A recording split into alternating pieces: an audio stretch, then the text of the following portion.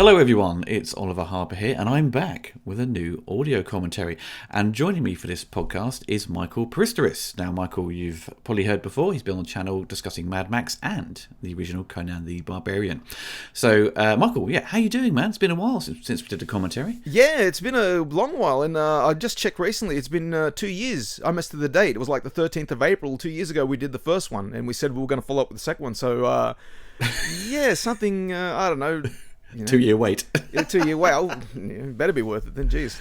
I think we got sidetracked with like Mad Max, perhaps. I don't know. I can't remember. No, we had all that stuff we did earlier, so we're trying to make up excuses. I don't think we've got any, so bugger it. I mean, I don't know about Oliver. I can say for myself, I'm just lazy.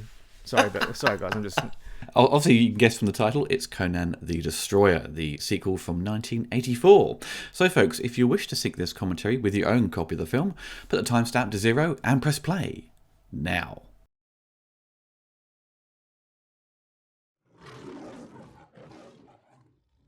For some people, they saw the sequel first, then the original. But I saw the original film first, and then the sequel kind of a bunch of years later. And I think the first sort of sequence where he's battling the sort of guys, and he's sees the witch played by Sarah Douglas. You can sense that the tone had shifted. It felt more lighter, and it felt slightly more sort of comedic in a way. Because now, and even in the beginning sequence where we got Mako sort of doing the voiceover, it doesn't sound enthusiastic. No. Nah, it's straight off the back. Compared to the first one, you got that beautiful monologue, or whatever you call it, where he's just going off and he's just telling you everything like about it.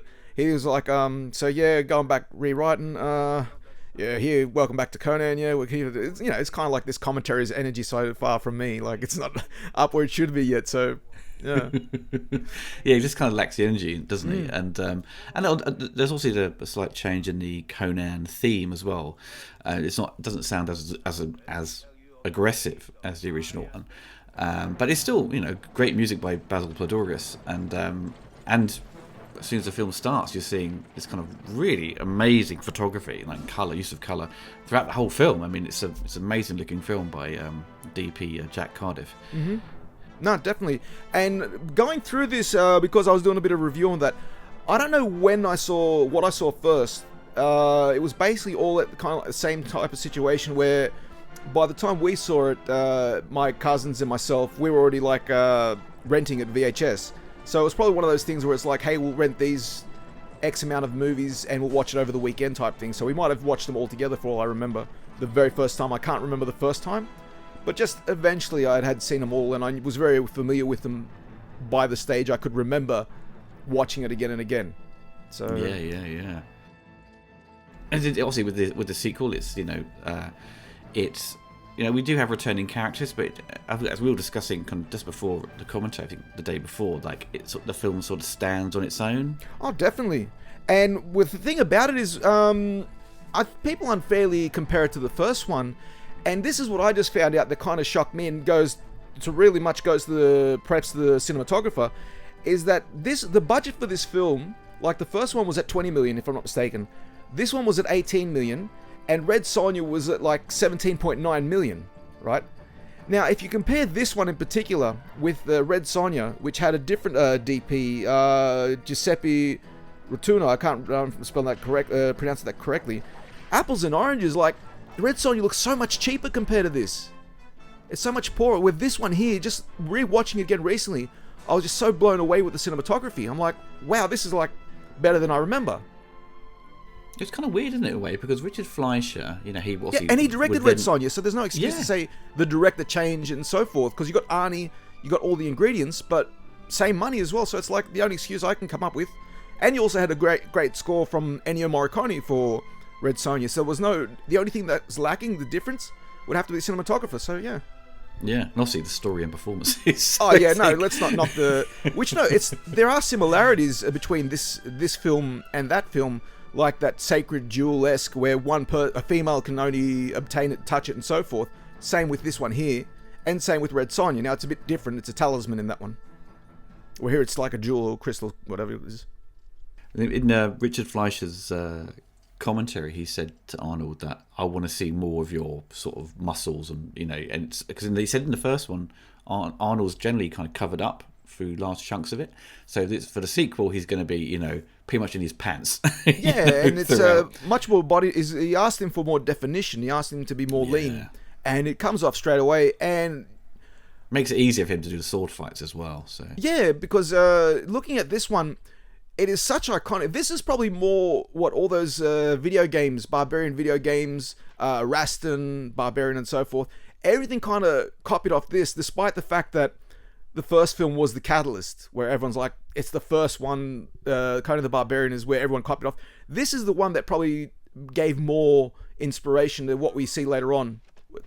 I think so as well. Obviously, we got a lot of the knockoff sort of B movies we saw that very much kind of seemed, I suppose, generally more inspired by Conan the Destroyer, despite the first one being the most successful movie, and out of the whole sort of, I think, really the fantasy genre of the 80s, really. I can't think any others that really topped over 100 million. I suppose if you lump in things like Star Wars, but that's kind of science fantasy, where this is just like sword and sorcery. I was just gonna say, you mentioned the first one, the box office. Ironically, I found out this actually made more. Seriously? Yeah. Worldwide, it made more. That in the US, it made less than the Barbarian, but worldwide, this actually made more. And I mean, I was checking out the box office takings, and I was impressed to find out, like, the first one, I think, made 80 million. The first one worldwide, where this one made actually 100 million. Oh right, so I must have been sort of quickly browsing the US domestic. The US domestic was less. The US domestic was much less for these two. I suppose it goes in line with that. This film was less violent, and there was a drop in rating. I think it was a 15, so where the original one was an 18. Yeah, no, definitely. And even for a PG, I mean, you got like heads getting chopped off here. You got a lot of adult themes going on, so you can't really say it's a kids' movie purely. No, there's a blood and stuff at the end, isn't it? That's where most of the sort of the gory stuff comes into play. And Richard Fleischer never made movies like this, like with like that sort of violence. So he was, a guy who's best known for Voyage. Was it Voyage Under the Sea? And what was the other one? 20,000 Leagues, or something like that. Well, the only one I know that I know the other ones. I've probably got them written down. The one that I know in particular that he did that has some similarity was Barbarous with Ferdinand de Laurentiis. He did that, and that was with Anthony Quinn. And for anyone who's religious, that's the story of that's the continuing story of the person that they chose over Christ to be crucified, and they set free Barbarous. Anyway, and that's kind of, looking at that, is kind of similar in style, or you could say with the, again, this is all fantasy, but and the time period in that regards. So just looking at those two films, you can kind of see where you had some experience with sword and sandal. Let's put it that way. Sure. And we've got sort of Tracy Walter here with the sort of comedic sidekick, which is obviously, Tracy obviously. Later I found out throughout the years that he was like close friends with Jack Nicholson, hence why he's in Batman. Yeah, exactly. He brought him in for Batman, and he was a last-minute replacement, so he wasn't originally cast for this film. Someone else was, and that person, after I think Rob Schneider was too young at the time. And he got called last minute. He said, "Oh, look, it's not working with the other bloke. Have you got your passport? Come down to Mexico and we'll start filming." And that's basically it. And according to him, he kind of based his character off Peter Lorre. If people know, like, the character, very famous back in the 40s, and what he was with that little weasel type character. Like, every time you see a weasel type, even like from Bruce Lee's Fist of Fury, that character, the interpreter, Mr. Wu, is based off Peter Lorre. So a lot of people especially got that weasel-esque character. Yes, master. Whatever you say, master. That particular person. Sarah Douglas here, best known for most folk as Ursa from Superman 2, and also had a little bit in Superman the movie. I think this is kind of like, I think she was also in the TV show V, wasn't she? Yes, she was. Yeah. Jeez, I really need to watch that again. I need to sit down and watch every episode of V. Yeah, wasn't there like a pilot episode? It was like a feature length, perhaps? Yeah, no, that was a big deal. That was one of those things where it was like everyone tuned in for that. I can't remember why it became such a phenomenon. But V itself was like, it was like everyone tuned in. But I don't think she didn't show up till like the second season, so she wasn't off the bat with that one. Look at the shrine. See what you are praying. I was going to say, looking at her now, this is probably one of the main reasons everyone said, when they were thinking about doing a live-action He-Man Master of the Universe movie, that Sarah Douglas should have played Evil Lynn. And I think mostly comes off this particular film, or probably this scene set up here. Yeah, but also Meg Foster has those amazing eyes, doesn't she? Like the sort of piercing blue, like cool eyes. You know, she has.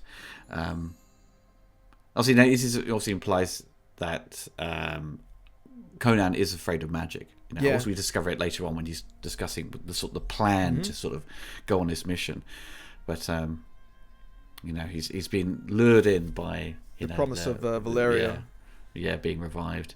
And according to the actress Olivia Darbo, she said this particular model here, the one that's lying down, she was also up for the role of the princess that she got initially. So they used it for this role here. So it's not Sandra... oh, jeez, I can't believe I forgot her last name. But it's not Sandel, sorry, it's not Sandel. From the first one. She didn't come to reprise this small cameo. Wait, Olivia Darbo, she when because I had reviewed this movie a number of years ago, and she was born in 1969, and then they're filming this in 83. Yep. So she's like 14. She said she was cast at 13. Right. So yeah, I mean, like, but she is kind of like, this is the 80s, I suppose. She's sexualized, and she does look older than 13. I was going to say, if you didn't tell me, I wouldn't have figured. I wouldn't have figured whatever age might have been. I said, okay, she's probably an 18-year-old actress and what have you. But she's not. No, she's not. So that's why it's one of those situations where I know how the internet works, so I don't make any comments about that. Whereas, like, you know, that shit always comes to bite you in the ass. Not that I'm saying anything negative or whatever. Like, don't get me wrong. I'm just saying it's kind of hard not to notice, like, wow, she looks much more mature than she actually is. I would never have picked it. That's some people age quicker than others or look maturer than others. But it's an odd thing, This wouldn't happen now, of course, but... it's obviously we get to see the camel return. Well, not the same camel, probably. That kind of is a bit of a... It doesn't make any sense whatsoever. Like, if the joke was like, hey, doesn't that look like the animal? Any camel. Where it's implied by Arnold's apology that it's the actual same animal. How would he know? Yeah, how would he know exactly? And he gives it a good bashing again, which seems a bit like, did they actually do that? You know, it's a return. This bit, he hides his like chains. He's like, oh no, hide that, they're thieves. That's where the sort of humour comes in. I think some of the humour does work, and I think it's nice to have it there. But it is, if you were so in love with the original film and its kind of grittiness and sort of seriousness, this would be a slight departure. But I suppose it's a bit like the scenario with Richard Donner making Superman and Richard Lester making Superman 3 or something, where you've got this complete shift in tone. And this, though, is not completely, drastic in that regard, but... this is very much more inspired than on the comic books by Marvel. Definitely. It's hard to... Because the thing is, they got the comic book writers for this one. And they... just trying to remember the names off the top of my head. Let me just check. Which is rare, isn't it? Which is really rare. Because, when like Kevin Smith was like doing, going to do Superman 5, whatever, or the new Superman, he was like, when you get the comic book writers, he goes, and Warner Brothers like, well, they write comics, they don't do movies. But... back in 83, during this time when this film was going to be made, they thought, let's get the comic book writers involved. Yeah, Jerry Conway and Roy Thomas. They decided to bring them in, and it's like, that's something they do now. Where they do now, the more you look into this film, it is kind of like doing stuff for the first time that they didn't do before. Like that's very commonplace now. Oh, yeah. It's quite very, very, very forward-thinking, Exactly, very forward-thinking. So there's no... And again, also forward-thinking, it'll come up pretty soon. It's like the character of Zula, played by Grace Jones. Now, she hasn't arrived yet. Originally in the comics, she was written as a man. Now, she was still written as a African, whatever, this Hyborian age, I don't know what the correct terminology is, but she was a black man, a black tribal man. And they changed her gender here to be a woman. So, again, that's a bit more forward, I would have imagined. Yeah. Okay, Richard Fleischer was saying, like Red Sonja was like, we gave, utilised having a woman who's like being the main hero, and he doesn't really comment on the quality of the movie. He seems to be like, the intention was there.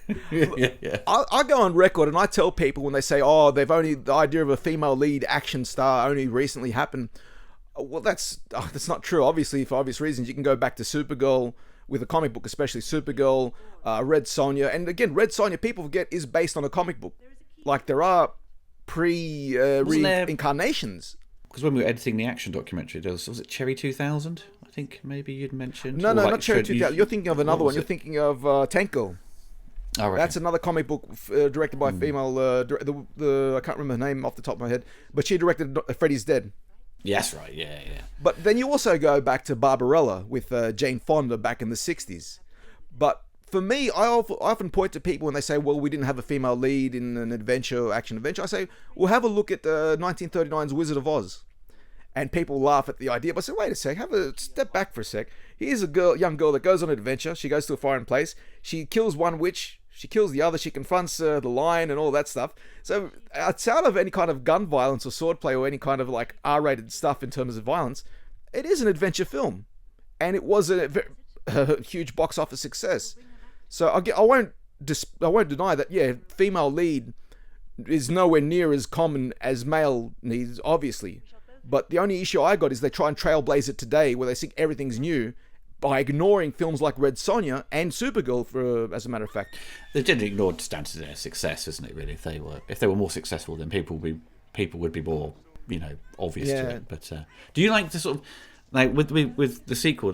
Conan wears this sort of thing around his head, somewhat of a half crown or something like that. I don't know what it is, the name of it. But I think once he removes that, I think he looks more like Conan from the first one, and his hair's more like poofy and big at the end. Oh yeah, definitely. He does look more like it. But the thing about it is, I actually like it here a lot. He has the necklace as well from the necklace. Comics, the whole look in this film is very consistent because he looks the same throughout. When the first one, he changes costume regularly. So for me, it looks good here. It's like they're going much more for style. Where in the first one, it felt more like realistic. Like this is something that could have happened. I think we mentioned the previous commentary. Yeah, we did. Yeah, which I kind of. I think in this one as well, even though the locations they have, it still has a sense of like this could have happened in the past. But the first one's a little bit more grounded. Yes, yeah, because you see, it's less of a population. There's kind of things are more sparse, and you get a sense that there's everything's kind of scattered. Where this is kind of feels a bit more centralized. And here we've got Wilt Chamberlain, famous basketball player, who's playing in one of his first major role. I think only major role because he never did any kind of acting after this. That's true. Yeah. Yeah, he stands like a big 7'1". So apparently Richard Fleischer didn't get along with him that much. But even though he felt that for someone who hadn't acted before, he does a pretty confident job. I'm actually quite happy with his job. I've seen much worse from sports athletes who do like the first thing. For this one here, doesn't feel out of place. Feels very natural, and it's funny because he is the antagonist in a lot of ways, but he does seem very caring towards Olivia Darbo's character. Yeah, and I'm like, he's designed to protect her, isn't he? Yeah, he is, and he seems genuine in her care for her. He doesn't feel like, oh yeah, what does the little brat want now? He just seems like genuine. So I kind of feel sad at the end where, I don't want to spoil, but obviously if you're listening to the commentary, you've seen the movie, where at the end, he and Conan fight. I think maybe his character should have somewhat redeemed himself and then saved her, from being executed, instead of maybe perhaps Grace Jones's character. Yeah, exactly. It would have been interesting to see that happen. What we haven't mentioned actually is the amazing foreground miniatures in this movie. They are incredible. Yeah. It's just like, some people don't know what they are. Literally, it's a tiny miniature placed in front of the camera at a very specific position to sort of give it scale. So it looks like it's in the background, and it's flawless. You don't have to create, you don't have any wobbly matte lines. Or it doesn't look like a painting. It's an actual miniature. It's just looking back at these films, it's an art form that is dying, unfortunately. I mean, I'm not sure you could find any modern day special effects, whoever the visual effects supervisors, who would know how to do this, unless they're actually from that time period. Yeah, Richard Fleischer said there's only maybe one or two guys who could do it. Yeah, and that was like 15 years ago he said that. Yeah. So it's, and that was, obviously I think this maybe the same guy had worked on Dune for Dino De Laurentiis, because that has, again, amazing foreground miniatures. And it's all practical in camera. People forget. There are too many people nowadays like, we'll do it in post. And you've got to respect the actors as well. They shouldn't be just looking at a green screen and reacting to nothing. They should be interacting with something to say, wow, to get the most effect out of it, to get the most emotion. For sure. Obviously, this movie as well, because I think the opening sequence where he sort of meets Sarah Douglas, the film has a really nice glow to it all, which I think people say you put very thin tights in front of the lens, it gives it that sort of glow. That Star Trek, that Star Trek, whenever it's the romantic type interaction. Oh god, yeah. The close-ups, and stuff like that. It's a bit too glamorous. Simpsons always nails that. It's that episode where the comic book guy meets that nerd, and she's trying to sell him some watered down comics, and they play the Star Trek theme song, and then she smiles. She's got braces and they glow. And here we got Mako, the great, unfortunately late Mako. Mako is the only other official character to return from the first film, along with Conan. Yeah. Because it feels like in a way where the beginning bit where we see, his lost love, and that's kind of a nod to the original one, but then essentially kind of, even though he's given the option, he's given this kind of exciting, enticing way to sort of bring her back. As it goes off on its own adventure, it feels like a sort of just wrapping up the first film just to move the story along. Yeah. In some way. Yeah, looking back, it might have been nice to have in the cut maybe at night time, but again, it would have been something like Braveheart. It would have been nice to have brought back Sandel, to have her and Conan have like an interactions type thing where he dreams about her. That would have been interesting, like a nice little throwback. She wasn't a major in-demand actress, so I can't imagine she'd be like against it. So I don't know. It's difficult to know. Maybe she just didn't want to return to it. No, she returns to Red Sonja though. Yeah, exactly. Like she was given the option to actually play Red Sonja. Yeah. But she didn't want to. She wanted to play the villain. So I guess she was maybe feeling like the whole, I'll only do it for that. Because she did, if I'm not mistaken. Again, that's another Conan-esque knockoff. I'm not sure. I should have checked out the date for that one. Is it some sort of Italian knockoff or something? It might have come out in 86, but it probably came out the same year as this one, where she plays like a female barbarian Amazon tribal leader. Also, the first film was also shot in, Spain, wasn't it? Almeria, if I'm not mistaken. The same places where they did The Good, the Bad, the Ugly, and all those spaghetti westerns. And this one he's shot in Mexico. With the sequel, if in Mexico, you sort of seems similar. Doesn't seem like complete. It looks more like there's more green to it. There's more like plants and stuff, and there's forests and stuff. Where the sequel is very much barren.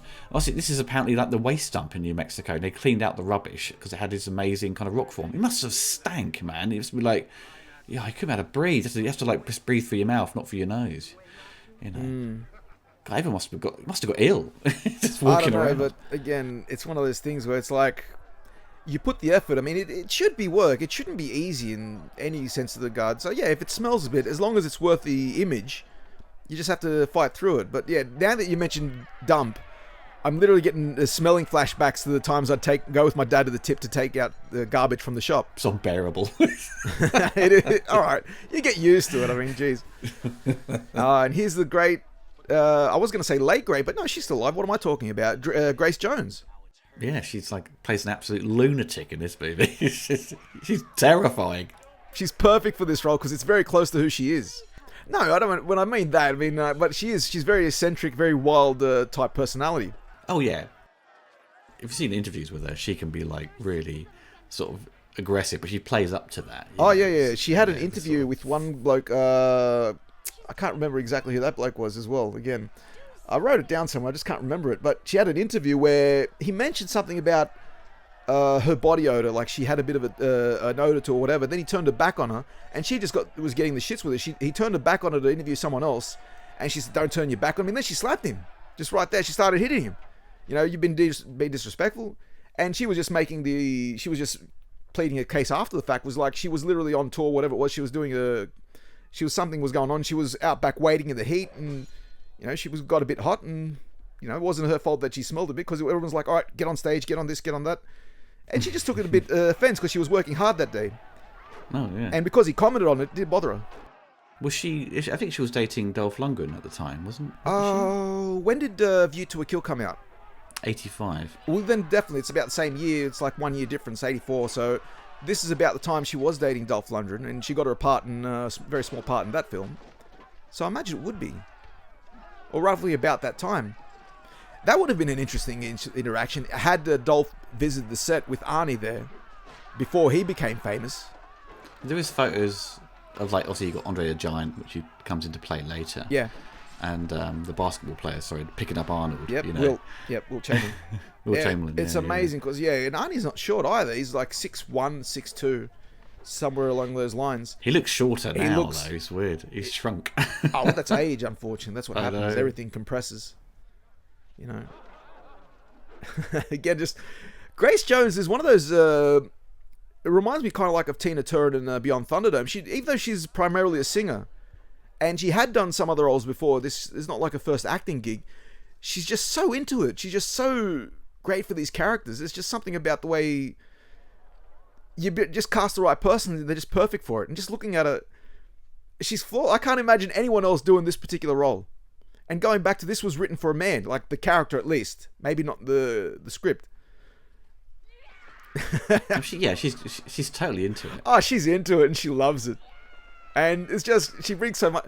I don't know, every time I see Grace Jones in anything, I'm just always got this big smile on my face because I keep thinking of her in Eddie Murphy's Boomerang. Oh, yeah, Boomerang. God, I've only seen that once. I don't recall it being any good. Oh, that's not bad. It's a good film. The problem with that one is it was a departure from Eddie Murphy's young, brash, action-esque type character, where he was now in his 30s, and he was doing a bit more like he did The Distinguished Gentleman, and he was doing that more higher up comedy. But I don't know if I should talk about the scene in that movie on this commentary, because it might get specifically when she goes into the restaurant with Eddie Murphy and she takes out her underwear. Oh no, that's actually the ballroom. She's that person. And even here, Wilt and her did not get along, and they're gonna have a stunt scene together, and she was so into it. You'll see that when she's attacking, she's biting him. According to sources, she actually bites Will on the ear, and he's actually bleeding. He's actually in pain from it. So she actually went all out. Good for her. And other people had said even that previous scene where she was swinging that stick around, she didn't have no quorum. She actually hit people across the head with it. Yeah, stuntmen were getting like bashed over the head. Oh god, you got to feel sorry for stuntmen. The more you hear about these stories from the 80s and such, you just got to feel sorry for them. Well, she's still good friends with Sarah Douglas. Is she? Yeah. Okay. Yeah. Which is great, you know. And she hasn't changed. She looks exactly the same, like from what I've seen recently. Oh, she does. Yeah. Grace looks exactly the same. Yeah, she's a wild one. That one. Like the same. Again, it goes back to underwear. She was on an award ceremony with Tom Jones about 10 years ago, and she literally does the same thing. She presents him with her underwear as it is on stage on the platform. He's thinking, oh, geez, Tom being always being famous for that particular reason. Women will always throw underwear on stage. So yeah, apparently she was actually biting him there for real. God, you're crazy, woman. If you like. He's got such a tiny sword. Is Arnold's kind of like broadsword? Is it shorter in this one? It does look shorter than the original one, where it just look longer. It's the same. It's supposed to be the same sword, so I didn't pay attention to see if it's shorter. Maybe the perspective of the lens. Maybe because it's wearing less clothes, it kind of might look a bit more. I don't know. I'd never stopped to think about that. Yeah, I just noticed it earlier. I just thought, oh no, it's a bit shorter. You know, it's not as big as He-Man's power sword in the movie. No, that's just ginormous. That's just unbelievable. And yeah, like we mentioned in the previous comment, I already made Conan's father's sword. Yes, you did. And every time I pick it up, it's just so heavy because I did it professional. I did it properly with nothing but with steel. So I didn't use like stainless steel or any kind of lighter material. And just picking it up is just so heavy. It's like so impractical.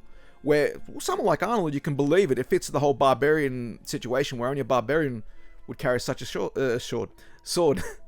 What I love about this movie is like there's no explanation behind this next little section in the movie where it's just like he's got an item that they need, but it's like another wizard who lives in this kind of ice castle or palace, as it were. And it's just like, classic fantasy where this kind of stuff is just there. It doesn't need to be explained. You go in, you fight the bad guy, and it's like, when you read something out of, just a regular sort of fantasy book from the 80s. Yeah, and it's an adventure type thing. Mentioning the Ice Palace, do you remember a game I used to play it on Amstrad. It was on Amiga called Beyond the Ice Palace. I've heard, yes, I've seen that. I used to love that game. I used to play it all the time on Amstrad.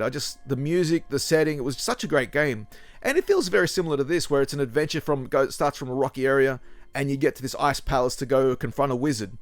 So, I don't know how close to Robert E. Howard, all those old stories of the past, that is. But again, it feels very similar to this film, so I don't know how much that game was influenced by this. But it goes back to this one in particular, this Conan the Destroyer, did more influence than Conan the Barbarian on the genre and especially the video games. Well, it just had more variety, doesn't it, in its visuals to sort of pull from, because things are more colourful, things are slightly more inventive, where, as you was mentioned earlier with the first one, it's very much grounded. This is very cool, the sort of animated dragon. It's very Disney-esque, isn't it? And also, Richard Fleischer, his father, wasn't it, who was behind, the cartoons and stuff from the 30s? Fleischer, so, those Fleischer cartoons. That's right, yeah. I know. Yeah, with Superman cartoon they did. Was his father's name Robert? Oh, it was Max. Max Fleischer. I think it was Max, yeah. But yeah, that was, obviously they were competition to Disney, weren't they? So. And it's weird that Richard Fleischer would then up making movies for Walt Disney. Yeah. But I've never found anything wrong with doing this sort of animation. They did the exact same thing in the first one, where the spirits come to take Arnold. When it's done right, and they did the same with Highlander. Yeah, it fits perfectly. I don't have an issue with that. I think if it's well animated, then it's kind of fine. If it's if it's choppy and a bit crude, then you'd be like, oh, that looks shit. So it works. And we didn't mention we got to hear Pat Roach. Yes. Whose other claim to fame was from Raiders of the Lost Ark only a few years before. Who played the big mechanic going up against Harrison Ford. When I first saw him, I thought, it's not the guy from Excalibur who plays Merlin. I thought, no. It looks very similar, though. It looks similar, but again, built is different, because I think Pat Roach was an actual wrestler at one point. There's those sort of wrestlers from the 60s or the 70s or 80s where you can't tell if they're in shape. They're all just big.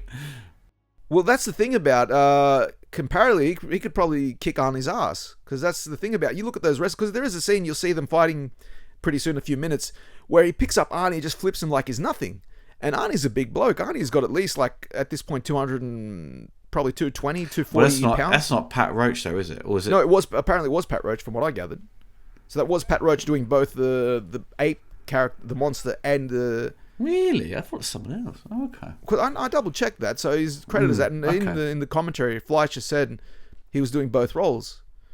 So, I just thought maybe it was someone Arnold had recommended for that punch-up. I don't know. Well, Arnie did recommend. That's the funny thing. From what Fleischer said, Arnold did recommend Pat Roach for this part. So Arnie knew a few of them, so I guess that's how it came about. Look at Arnie's face where he's confused. Oh.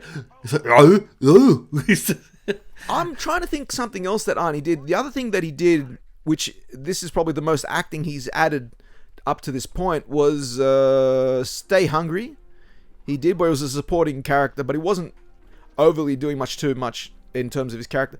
Then he did Conan the Barbarian.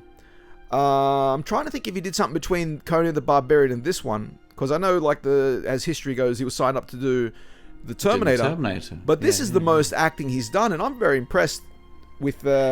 He's given more dialogue, isn't he? Because he's very much in the first one. He speaks little words, and when he does talk, it's when he's like something, he means it. He looks more comfortable as an actor here. Yes, and it's either way how you see Conan. It's like, because in the comics he would talk, obviously, but then there'll be kind of moments of just his thoughts, I think, and then but in the first one he's a far more sort of serious character, but he speaks very little. So it depends on what sort of interpretation of Conan you like. Yeah, I suppose. I think in this one he needed to talk more because there's more characters there, and he's been given a mission where he was it's like a gun for hire, isn't he? But also it's all done to, he's kind of to bring his lost love back. But I don't know if he's been offered money and gold, because that's he's also a thief. It's his motivation. So even I guess that's the kind of how the movie starts off. He doesn't need any kind of wealth. Everything's all about on his own hand. So he's a gun for hire. But in this one in particular, his main motivation is, the reincarnation of his lost love. which again, it's a more personal story. Tracy Walter's character is just there to steal. You know, you see him trying to pinch stuff, and where Conan's not bothered. It was quite amusing because obviously they haven't cooled the set, so everyone's breath is not their cold breath. They put like cold ice, was it dry ice in their mouth? Yeah. And then they sort of just hold it in their mouth till they walk on frame and just goes, just like loads of it comes out. Then it stops. Yeah. You know? Maybe some people are cold and some aren't, perhaps. I can't imagine if it's that cold getting into water. Like, I recently went for a swim here in Greece in Christmas. I said I've never gone in late December, so let's see what it's like. And going into cold water, it's one thing. But going into ice water, I cannot imagine. Because you see some people, especially on YouTube, there's this girl that does it. They cut a hole in ice and they literally bathe in the thing. I'm like... Dripping that cold water, man. Yeah, Willie would shrink down to the size of a walnut. It was so cold. I was in a pool! I was in a pool! Oh, yeah. Oh my God, I'm a bloody woman. Elaine, do women know of shrinkage? Wake up, goddamn, wake up. Anyway, but I love this set. I love just the whole, even underwater, the whole thing's nice. Yeah, This is just so good to look at. And that goes back to what's missing from films these days. And as much as Dino De Laurentiis was not like one of the big names, he was not 20th Century Fox, he was not Warner Brothers, he didn't shy away. He put effort. He was like a step above Canon Films. Oh, he's way above them. But he was. Yeah, he was way above them. But if you go by steps, you'll go like Warner Brothers, 20th Century Fox, then you go De Laurentiis, and then you would go like the Canon Film guys. I suppose Dino De Laurentiis was another powerful producer from Europe, independent, I presume. I think he had DEG Studios, but he'd I suppose it's a bit like the Soul Kinds again, independent, producers who could wrangle up loads of money to make movies. And Dino had quite a lot of bombs, but always made interesting films. That was the thing. I think obviously his King Kong sequel in the 80s, I think 87 or something like that, was terrible. No, don't forget he also commentated. He did Transformers the movie. He produced that. Yeah, it's nuts, isn't it? Marvel was involved, but he also had a hand on that. He saw the market. He knew what people wanted. Yeah, but it's a thing we've had to discuss. Maybe we've explored this before, but fantasy movies of the 80s, there was definitely a hunger for it. People liked it, but the movies didn't perform very well. Either the filmmakers didn't understand the genre and just kind of pulled from other movies to make this kind of sword and sorcery adventure. Well, if you want a comparison, if you want a comparison between Dino De Laurentiis, probably the best one to compare with is Broccoli from the James Bond. Now, the only difference there is they stuck with the one franchise. They stuck with the hit, and that's what's made them famous. But in terms of independent Italian film producers of that era, the closest one you could think of would have to be the Broccoli family, and obviously their affiliates and associates. Because they also did like Chitty Chitty Bang Bang. So he did, yeah. Just and suddenly got stuck with Bond, for years because he makes money. Going back to De Laurentiis, he didn't shy. He did everything. He didn't have any. Did Manhunter as well, his daughter took over. Yeah, Raffaella. I think this might have been the first thing she produced on her own. Not necessarily on her own, but as the main producer. I think maybe June she had a lot of control over. It was at the same. But then she did like Dragonheart, Daylight, and things like that. And she did a lot of action movies. And what else did she do? I think something else in there. I think she may have done Cole the Conqueror. I think. I've never seen that. I've never seen it. No, I've seen bits of it. I've seen the image of Kevin Sorbo, looking as he always does back in that Hercules time period he was going through. Because they couldn't get because obviously Red Sonja they'd lost the rights to Conan because he's just called Barbarian, isn't he, or something like that? Or Calidor. That's it. And in foreign markets, that's the name of the actual movie. They don't call it Red Sonja; they call it Calidor. Because Arnie's just prominently on the poster, and he's prominently on the poster. So yeah, and he hates the film, doesn't he? He punishes his kids by saying, "Oh, if you do naughty, I'll make you watch this 10 times in a row." Or something. It's like, I shouldn't be too. The only major negative is Bridget Nielsen in that film. Yeah, she's not skilled enough. Yeah, she shouldn't have. She wasn't ready to be like a lead for a film like that. Seeing how she hadn't done much of anything. Now this, it's obviously gonna pop up later on. But why isn't no one hitting it? No, why isn't no one trying to break it? Like, oh, let's lift it. It's a mirror. It's glass, you know, and it actually does get broken later on, and they actually do break it later on. So again, it's just bad writing at this point. They really could have done something more. I love the moment though when he swings Arnold around, because there's so many, like, was it GIFs or memes where it cuts to like Titanic, where, you know, like Neo or Kate Winslet spinning around, it cuts to Arnold going. I don't think I've seen it. Or if I have, Oh, it's years so ago. good, so good. I mean, it's funny when the monster appears, because there isn't much movement, you know, on the face. I think it's very sort of stiff kind of makeup. So, but he just like sticks his tongue out. It's like big orange tongue. It's like, a tongue's like that? I don't know. But it's a good fight scene. I kind of like it. And obviously, you know, it's Arnold facing up and just as a monster, which is always great, you know. A slight throwback to End of the Dragon, one might say. Another Hall of Mirrors situation. Like this, I don't know. This fight scene, maybe it's not long enough, or maybe, well, I don't know what the situation. It would have been nice to see them fight in different rooms, to break through the mirrors and fight in different rooms, not just this one. It would have been, well, just would have been good. Like if it was just all, you know, centered around this sequence, maybe the magician could fire these kind of bolts of lightning, and he just blocks it with his sword to absorb it. You know, so you've got a little bit more sort of projectile kind of stuff going on, and but it's just generally a punch up. That sort of, you know, it's you know, just a bit of a wrestling match, which is fine. You know, I think as a kid, you know, I'll be like, yeah, this is cool. Oh yeah, you know, I mean, you so. got a bit of a. I've said this before, and I always think when it comes to movies like these, it's good for kids to be a bit afraid, to have a bit of that interaction of fear, to be a bit scared of the monster that's coming after you. I was definitely scared of him, yeah. And show the hero conquer his fear. I think that's more uplifting for kids to see, that, you know, put some effort. Is he? I think when I reviewed this, it was, again, it's another movie kind of recycling sound effects. Oh, this one here, they repeat the same monster sound effect over and over again, and it gets so annoying. It's that lion kind of roar, isn't it? Yeah, I don't know. It's just it's something you've heard before. You know, it's not the growl. It's the whatever it is, especially when he gets wounded. Yeah, this is kind of comical in a way. He's just getting spun around. And you can't see the wires though. That's pretty good. You can't see the cameraman. And going back, like, compared to End of the Dragon, it was a Hall of Mirrors, but it was a bit more different because they had certain decorations to hide the cameras. Yeah. Sometimes they did like a mirrored box or something the cameraman would hide in or something like that. So they did some good effort here. I mean, I can't see anything. Which is like, apparently Jack Cardiff said, you know, well, no, Richard Fleischer said Jack Cardiff always claimed he wasn't really technical as a cameraman, but there's the bit there where he's kind of trying to kill the beast and the sword just goes through him. Just a camera trick, and it's on set, so it's you know, very cleverly done.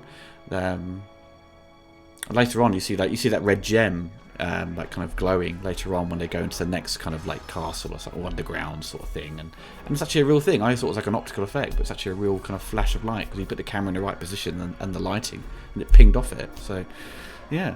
Time, but he's given a lot of time to set these things up. Look at that. Now, that's going back to Pat Roach's wrestling days. Just to lift up Arnie like that, to lift anybody up, especially someone of that size, is not easy.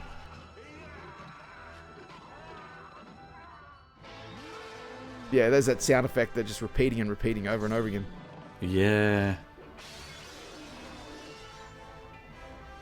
He's just like over hamming it when he's like, oh, and he gets hit, and then he gets another cut down his face. But it looks good. Arnie's really putting in the effort as well. You can't say it's all that bad luck he's getting. Oh, it took a while to catch up. I loved in the background though. He's like, he's just running towards the next mirror. It was good. You'd want to make sure the camera was rolling during that time, or else you're gonna have to go find other mirrors. Oh god, yeah. No, I'm just enticed by it. I'm just watching it now, right? Just, wow. Yeah. I'm just trying to see if I can see a cameraman, but I can't. I think I saw one or two crew. I thought I saw one or two. I think you might be able to see some of the studio lighting and some of the mirrors right at the back, but as it's sort of reflected. But it happens so quickly, you don't notice. If you paused it and went through it frame by frame, you could probably find definitely, something. you probably do. But then that's kind of like, well, yeah, you find something, yeah, you will do. If in any situation, if you press pause, and you kind of lose the point of watching a film if you're just going to go back to it's at that moment what you're seeing and what you're enjoying.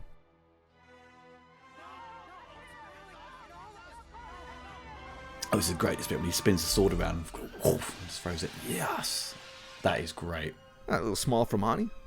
I always felt sorry though when he walks out with a sword in his chest. It's the music. Oh yeah, it is. It's like, you feel sorry for him now. Oh shit. Again, Basil Poledouris come back for this one.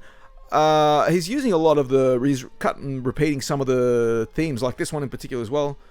It's used from the first film, but he brings more into it. And I mentioned the other one of the sad things about this particular film is that 3 of the major contributors to Conan the Destroyer died in 2006. So you got Richard Fleischer, Mako, and Basil Poledouris. So they all died the same year in 2006. Oh, that's a shame, isn't it? Especially when, it's all a shame for all of them, but I think Basil might have been the youngest out of all of them. Yeah, he was. Yeah, and it's such a shame because I don't think he got enough recognition in his time for his talent. Not as much as, let's say, James Horner or some of the others. I did buy the Conan the Destroyer soundtrack recently. It's like a limited edition one they put out. Yeah, I think it's still available. But yeah, it's because they put out the first album. It was like 40 minutes long maybe. Then they sort of I think there was a re-recording of it like not long ago, which I think I mentioned in my review. But then they finally put out just, the full score with alternative tracks as well. So it's nice to have that. But I don't. Yeah, I think the first score is still better. I was wondering. I was about to say about that. Is it because, like we said, it's cut and paste? Is it worth getting the first one if it's like a lot of those scores are in the second one? Not necessarily. There is new themes kind of woven into this, and the theme has the main Conan theme has been changed a bit. Sort of different variation of it. And at the end, it's weird. At the end, actually, when he kills the beast, and the theme comes in, and then Tracy Walter walks up to it and stabs it again. Yeah. And it feels like the music's just been cut off and then copy and pasted, like the same sort of composition. It sounds really weird, but I don't know if that's actually in the score. I think it feels like when they were editing it, the music editor was changing things around or shifting stuff. It just seems a bit odd, but no, it's still a great score. I definitely it's definitely worth getting, Mike.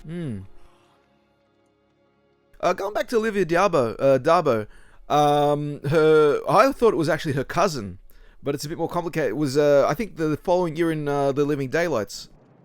She's another. Her name's Darbo as well. I can't remember her first name. Well, you thought it was her cousin, sorry, but it wasn't. It's not her cousin. It's her father's cousin.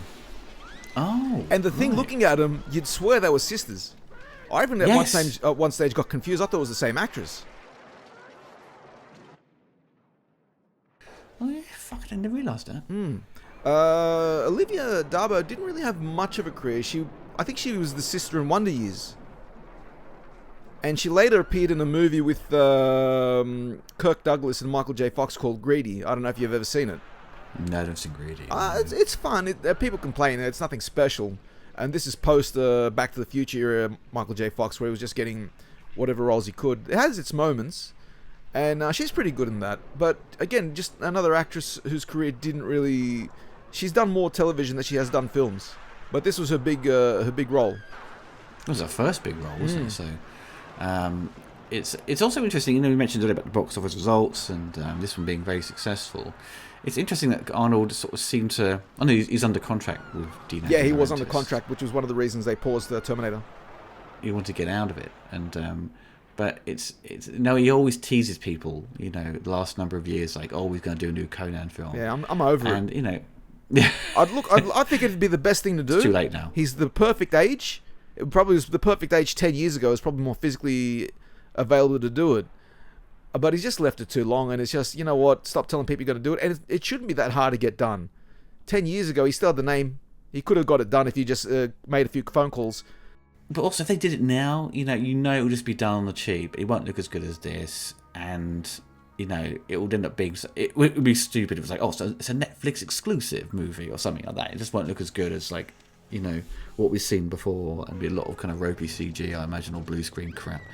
But you can easily do it though, because it's all just, most of it's all just down in like wastelands, or like forests, whatever. It's not like a complicated thing to do. I think it's more to do with unions these days. They've just got different terms of contracts where they won't put the same effort. They won't do the same thing, so they'll probably push more to have it more in studio and done in post, as opposed to doing it in production. That's too many things I see now with film where that's what's going on. So it's sad to say that I think this era of filmmaking might actually truly be dead. You think? I think, unfortunately, it is. I think, especially in the Hollywood system, most likely. In the European other countries, I think, yeah, they still probably could do it pretty well. Well, it has to be done by an independent producer. Exactly, independent. You can't go through the Hollywood system, I don't think. They just sell it to them, sort of like a pickup deal sort of thing, where they just buy it off you. You go make it and we'll pay for it at the end, buy it off you. Oh, is that Sven? Yep, that's Sven. He's the only other character to return, and he's back. No, only other actor, let's be honest, not character. Because he's just playing a totally different character in this film. Yeah, of course, yeah. Sven's in everything. Yeah. He just random background. Even like when I just reviewed Nowhere to Run, he's on the prison bus at the beginning, just sitting behind Van Damme. Oh, yeah. But it's all you kind of see of him, It's like, what? He had a pretty significant role in The Quick and the Dead, that Sam Raimi film with Gene Hackman and Sharon Stone. He played I can't remember what country he was from, but he was a European gunfighter. And he had a speaking role in it, so he wasn't just a background character, and he was predominantly in some of the earlier parts. This is like he's in Running Man playing this kind of security guard, and then in Mallrats he's playing a security guard. He's always playing those imposing. Again, that's who he is. Yeah. He's just a big bloke. I think he's just a little bit bigger than Arnold. He was stronger than Arnold, wasn't he? I'm sure he was. Yeah. As a kid, you always assume because Arnold's got the muscles, he's the you think he can do it. He can pick a tree off the ground. He's that big. He's that strong. Oh, that great Arnold pose with a sword. Yeah, the pose and the music, just so good. This is a very good part here. Yeah, I love this bit. It's the music.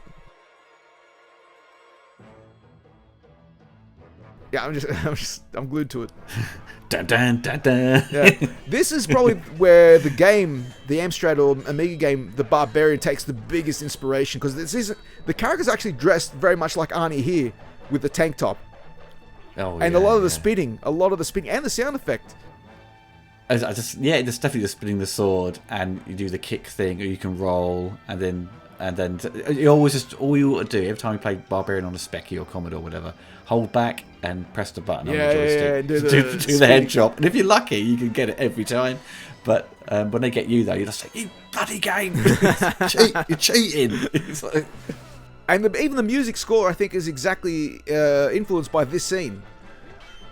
So like that moment where he does the pose, the big moment where he does the musical cue, all that was like the dun dun dun dun dun. Dun. I think that was actually infused very much into the game.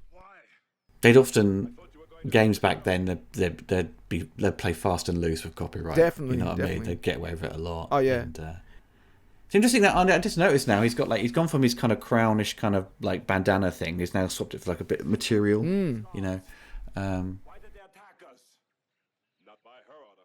Probably logically, because it was leather, it'd be wet from all the swimming they did. Did he grow his hair out for this one? Again? He did, like but it's all extensions, so it's not naturally all his hair. I did, because he has more of a darker hair in the first one, doesn't he? I always thought, it looked a bit more like, I don't know, didn't look as good. I was just thinking about that. In my mind, I thought the first one had like a 5-year gap between the first one and this one, but it's only 2 years.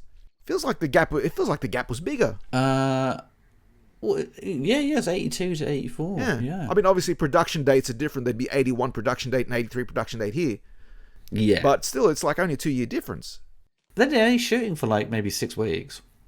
So things happen quickly. You just kind of realise it's just the time behind the scenes, isn't it? As you know, it's just like editing and sound mixing, and then you got delays. You've got to prepare things for marketing, which takes time. You've got to pick a date, choose stuff, because we're not going to release it in the summer because there's too much competition, or this is best suited for Christmas, and things like that. And this is that time period where it goes back to First Blood as well. You look at movies to 1982. Up until 1982, they got that 70s feel. They still got that 1970s cinematography feel, where you look at this one, this feels like in that era of 1984, 85. I don't know why, this feels like an 85 movie to me. I'm not sure why I keep thinking that. But just the cinematography... It feels like a Tuesday. It feels like a Tuesday. It's actually Thursday. I think the film stock might have improved as well. Something about that time period between 1982 to 1984, somewhere between there and 83... film stock changed, and you really got that 1980s feel. Well, it depends what they're using. I suppose maybe it might be using Fujifilm or Kodak. There's different types of film. But what was that? Escape from New York. That was 1981, if I'm not mistaken, or 82. That doesn't feel the same as First Blood and Conan the Barbarian. That feels more like the right lens. I think they were using a different lens and different. Yes, it's to film at night, and you get a better exposure. Yeah. For things, you could shoot at low lighting and not have it be too dark. Yeah, definitely. That's why things like we always said, like Mad Max 2 looks like shit at night. You just can't see a thing. Yeah, it's just terrible. And they mentioned like the first time they used a specific type lens was in Escape from New York, and it's just such a good film. Like as well, it's that time period amazing. In between like 1980 to 85, 86. There's just something special about the films that came out. They got this specific feeling to it. Well, I think, as you're saying, what inspired other people around the time with the fantasy genre. Just to look at this movie, anything you see in terms of like Games Workshop, perhaps, or just sort of Dungeons and Dragons and things and so forth. The color palette is very much been translated over into those other properties. Yeah. Here's a nice little joke with how he says Valeria. Oh yeah. Me and my brothers always used to make fun of the way he said that. Sorry to interrupt you, but it's just that's all right, man. Yeah. Valeria. He's just playing a silly drunk now. Oh yeah, no, it's so cool. But he brings a good amount of humour to this one. It's like the spreaders of mayonnaise on him. I don't know what they're spreading on. That would cool you down. But, I don't know. Cool. That'd be interesting if you see a quick flash to the Predator vision, watching him sitting around. That would have been a cool little Oh man, some intercut Predator with Conan the Destroyer. Good. Oh. No. But it's all cut around the drunk moment where he's just like pissed and he's just got the Predator's like. Yeah, but going back to like you said, we've been saying it all through, like the influence of this one, just everything has those games like you mentioned, the Dungeons and Dragons and so forth. And again, the first Barbarian game, I mentioned it before, that might be the first game to ever introduce the whole fatality thing that moved along into the Mortal Kombat. And this is, I think, the time period when the sword and sorcery movies were switching to the ninja craze. So I think it's roughly about this time period where the craze of the barbarian movies came by like 82 with Conan. They might have peaked around about 83, 84. 85 was where they were dying, and 85 is roughly about the ninja stuff. We had the sword and the sorcerer, didn't we? Also, we have to mention Excalibur, because that was very much a big hit in 1980. I think. Was it 81? Yeah. So then you've got things like Beastmaster, things like that. So, but I know they're probably played theatrically, probably, but I mean, it's like I think the sword and sorcery stuff sort of shifted to home videos as its main market, and that's where I think where obviously kids can watch it and they found its appeal. So I think in terms of theatrical presentations and box office, where the numbers were kind of not doing very well. I think they were kind of more hoping VHS would pick it up, and they generally did. Yeah, it did. I think this was they were cheap and easy to make. Oh god, yeah, it's like the Mad Max rip-offs, isn't it? Everything you could easily just do a rip-off movie, and there was dozens of them. I think the last, what do you say, probably the fantasy movie was Willow of the 80s, from 88, I think. That was kind of a big deal. Yeah, no, I'd have to say that was probably, and that might have been probably what was detrimental to it. The hype of the whole sword and sorcery was dying down at that time period. But then you got Xena Warrior Princess and Hercules. I think Hercules started off, brought it pretty much back. Yeah. And they went pretty successful, especially the Xena Warrior Princess stuff. But nothing really topped, the success of the fantasy genre with, was Lord of the Rings. That. Because everything is pretty much inspired by Tolkien. You got to imagine why. I'm surprised they didn't make a Lord of the Rings during this particular time period. You would have think that would have got a green light at this time period. Yeah, I think it's down to maybe down to the scale of the story. Yeah. Obviously, they did the animated movie, didn't they? Which combined The Fellowship and Two Towers, and they couldn't finish it. So, but it's very, very ambitious movie they did at the time. But this was kind of like, again, if Conan had continued under John Milius, I think it would have been a really robust, strong trilogy that really sort of took the genre very seriously, where it's, we saw with Barbarian, it takes it seriously, did very well critically and financially, and then the sequel, despite doing well financially, I think there was people had criticized it as a step back, but I think for kids who hadn't seen the first one, thought this was amazing, and or spot on to what they kind of saw in the books and the comics at the time that dealt with the same genre. And this was, it is more focused on the comic book. So as a comic book movie, it does it pretty well. No, it does. Again, it's very colourful. Which you wouldn't class it as, would you, generally? Because someone goes, oh, what are the top 10 comic book movies, and you say Conan the Destroyer is like number 5 or something. They'd be like, what? Yeah, why? That's not... How's that a comic book movie? Again, the first one, people say... Yeah, it is. R-rated. They made this big deal about Deadpool being the first R-rated movie to break box office records. And because the first one did not break the $100 million mark, it kind of doesn't fall in the same category, but that is a comic book movie. But so many people say, well, that's Robert E. Howard, that's not based off a comic book directly. So people always use that excuse. But these were Marvel-based. It was in pulp comics, wasn't it? Was it pulp stuff they called it? I think so, yeah. Like the first stuff was back in the 30s. I think it was 1932, 33, something yeah, like that. 1932, some unbelievable. At the same time, they were doing like the John Carter story. And John Carter is the basis for all these stories. I think John Carter is like the influence for Flash Gordon. Like there's an actual book, I don't know if it was graphic novel or whatever it was back then, pulp magazines, where John Carter was the basis for all these stories. So when the John Carter movie came out, people just thought, oh, this is ripping off all those XYZ movies. It's kind of like, it's the granddaddy of them all.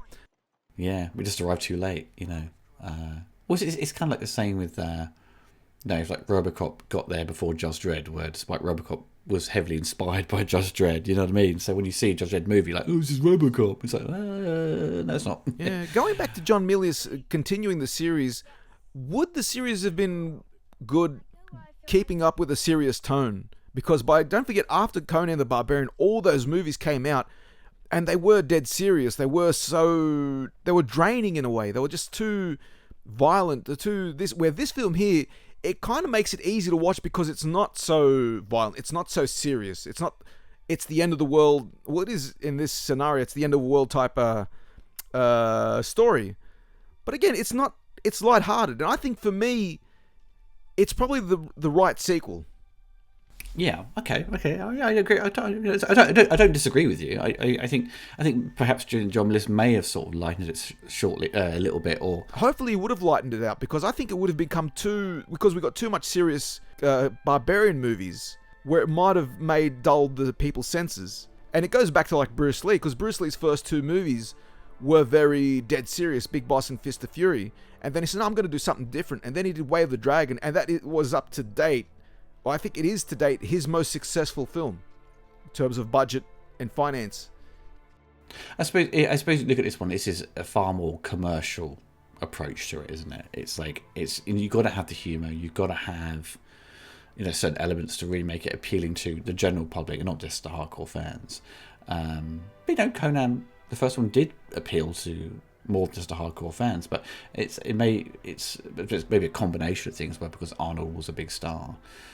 He was on the rise then, because he hadn't done Terminator. It was a familiar name though, wasn't he? He was getting there. He was now like forefronting especially the poster for this one. He's like superimposed over everything else. He's like takes up 70% of the poster, whereas the first one, it's not as much. The sequel, Conan the Destroyer, has a brilliant poster. Yeah, it's great, and that's, again, it's ripped off so many times. Oh, like yeah. that you've seen that on so many video games. I'll have to see if I can try and find a poster for it. That's kind of original and not too expensive. To buy. Yeah. No. You can be lucky sometimes. I got a RoboCop 2. Yeah, I remember you mentioned that one. Poster for like 40 quid. Wow, that's amazing. Original. It's mint. So it's it's a proper like portrait one. We smashed, he's coming out of the wall, Yeah.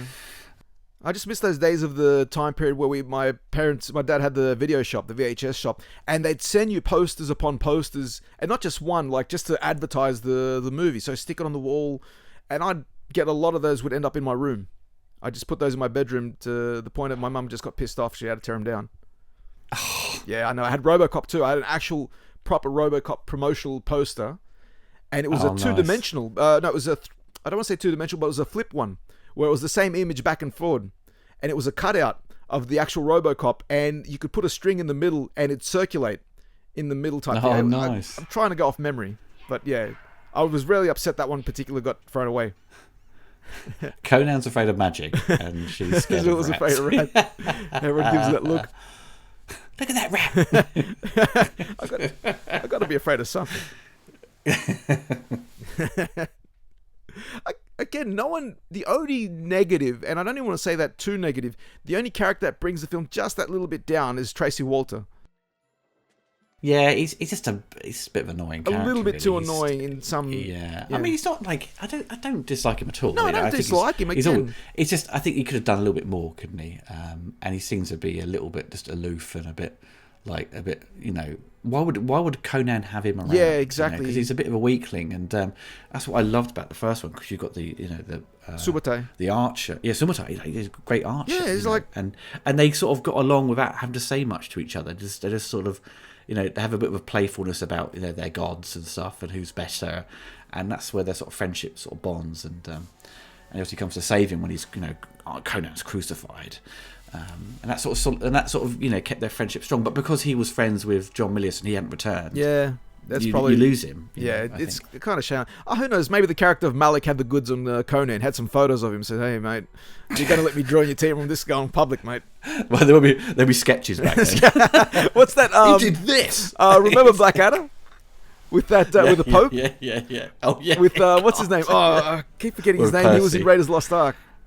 Oh, yes, him. Yeah. Jeez. And he's he's the Pope. Poker time, Blackadder. Yeah. Bend over! Oh, by the gods, I've been poisoned. No, by Baldric, but the result's the same. And then they do a sketch of him in the bed. By God, look at the depravity and all that. Have you ever thought of a career in the church? Well, you see, Blackadder, I'm a ginormous perv. I'll do anything. To anyone. I use that meme specifically when I'm sending out to people I meet for the first time. Like, let's see how they react. When I'm like, when I friend them. Slight risk. Yeah, when I friend them, I'll just, like, specifically with that character. But anyway, yeah. It's going back to Subotai. Yeah, he is missed in this film. You can clearly tell. You mentioned his name before. This is the equivalency to, I was going to say Demolition Man, but no, Judge Dredd, the Stallone Judge Dredd with Rob Schneider. So this is very similar character. Even the more I look you got at a both character who's a bit of a coward, and he's he's basically thinks about himself. And I say Conan wouldn't have a character like that around him. He'd have someone with equals, who could easily, defend themselves in combat. He just has Tracy's character just has a little knife, which he kind of just uses to pick jewels out of the things, Or it probably goes to Tracy's character being underdeveloped. Like, he does his role. I'm not going to knock him. I've seen him in other films, and the good thing he's mentioned, the thing about character actors is that they have great longevity. He's been acting. I don't know if he's still around in acting, but they have like long careers for like spanning 50 plus years. Because those actors are often reliable supporting players, who could do characters. Exactly. He doesn't say much in Batman, does he? No, and I like his character in Batman. That's the thing about it. I don't find anything negative about his character in Batman. I feel sorry for him when Jack Nicholson when the Joker shoots him. It's like, he was doing everything right. He wasn't back talking. He was doing 100% the way he should be doing.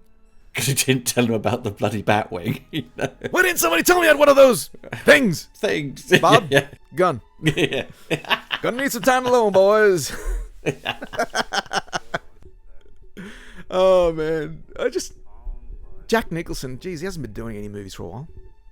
Oh no, he's been a recluse for like 2 years. He's 80-something years old now. It's kind of the same with Gene I Hackman. think there's an article the other day, like this. You just saw Jack just come out of his house, just standing on the balcony, just looking like tired and fed up, just like he's been in a slumber for years. Jeez, it'd be hard to put him in any movie now, anyway. I mean, but well, yeah, potentially, yeah, but he doesn't need to work. So he's what was made the a fortune. actor? Oh no, I recently read that Sean Connery. Again, it's one of those memes you read about. Sean Connery was offered to play Gandalf in Lord of the Rings, and he would have, had he taken the role, he would have gotten 25% or something like 15% of the gross, which would have equaled to $425 million for all the films altogether. But I don't think didn't he say he just didn't understand? Yeah, he didn't understand It's the whole thing. complicated. Is like, what's all this about? And I'm thinking, look, Sean Connery probably didn't need the money anyway. He was pretty well set for life. But that would have been bonkers just to imagine. I think it would have been the highest paid actor in history, even over Marlon Brando. I think as well. I think maybe the Wachowskis have thought of him as the architect in Matrix Reloaded. Okay. I think he found it complicated. I think because he went with The Extraordinary Legal Gentleman. It's kind of sad to think that was his last film that he after his Yeah, career. I know. Yeah. So you mentioned this is real effect. Yeah, it's real. They've actually got the light to bounce Wow. off it. Yeah, it's crazy. No talking. That was quite funny. Hush.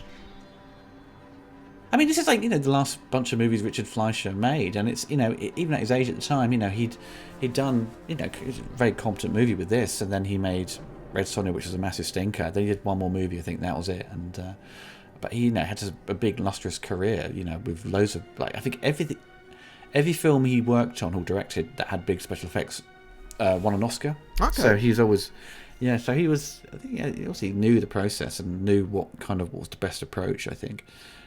It's good to have a director who could, do that, had a good grasp of visual effects and could direct actors. Yeah, producers love directors like that. There's just no nonsense, like you do what you want to say. Because even he and Arnold had qualms about this movie. It should have been R-rated.